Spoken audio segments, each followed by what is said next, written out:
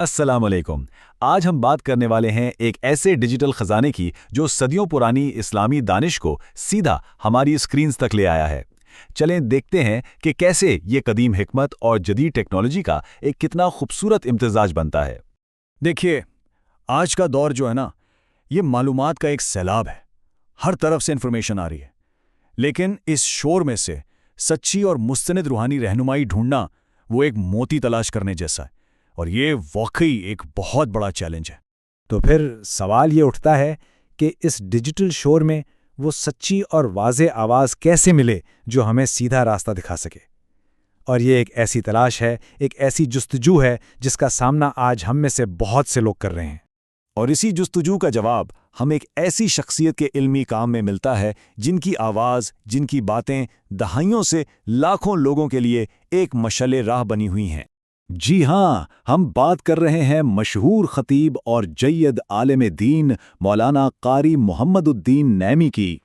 ان کے خطبات آپ یوں سمجھ لیں کہ اسلامی تعلیمات کا ایک گہرا سمندر ہیں۔ اچھا، ان کے خطبات کی سب سے بڑی خوبصورتی کیا ہے؟ وہ ہے ان کا انداز، بالکل سادہ، بہت پر اثر اور سیدھا دل میں اتر جانے والا۔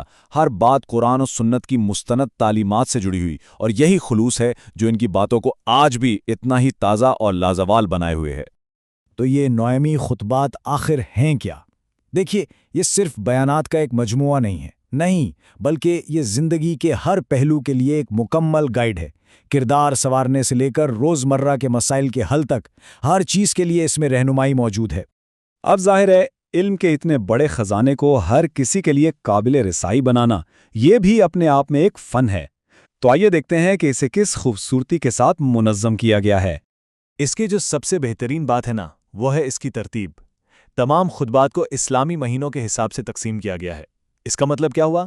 اس کا مطلب یہ ہے کہ سال کے کسی بھی خاص مہینے یا موقع کے لیے صحیح مواد ڈھونڈنا اب انتہائی آسان ہو گیا ہے۔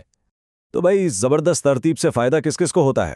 دیکھیے، ائمہ اور خطیب حضرات اپنے جمعے کے بیانات کی تیاری کے لیے اسے استعمال کر سکتے ہیں۔ اسلام کے طلباء اپنی تحقیق کے لیے اس سے مدد لے سکتے ہیں، اور ہم جیسے عام لوگ اپنی روحانی پیاس بجھانے کے لیے اس سے رہنمائی حاصل کر سکتے ہیں۔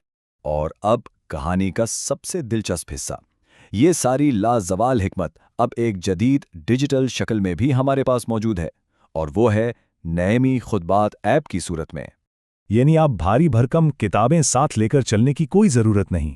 یہ علم کا پورا خزانہ اب آپ کی جیب میں ہے، صرف ایک کلک کی دوری پر، کہیں بھی کسی بھی وقت۔ تو سوال یہ ہے کہ اس ایپ میں ایسا کیا خاص ہے؟ وہ کون سی چیزیں ہیں جو اس علمی خزانے تک ہماری رسائی کو اتنا آسان اور کارآمد بناتی ہیں؟ چلیں اس کی کچھ اہم خصوصیات پر ایک نظر ڈالتے ہیں۔ سب سے پہلی بات، اس کا یوزر انٹرفیس یعنی اس کا ڈیزائن بہت ہی سادہ اور صاف ستھرا ہے۔ مقصد یہ ہے کہ دھیان صرف اور صرف مواد پر رہے، اور ہر عمر کا انسان اس سے بغیر کسی مشکل کے آسانی سے استعمال کر سکے۔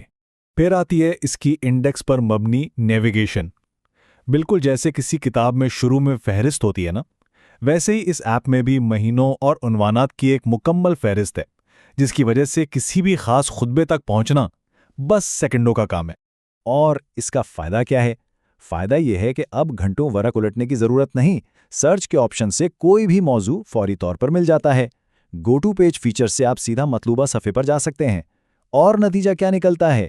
ایک بالکل پرسکون اور بغیر کسی رکاوٹ کے مطالعے کا تجربہ۔ اچھا، اتنی ساری باتیں ہو گئیں، ایپ کی خصوصیات، خطبات کی ترتیب، لیکن ان سب کا حتمی مقصد کیا ہے؟ اصل ہدف کیا ہے؟ آئیے اب اس پر بات کرتے ہیں۔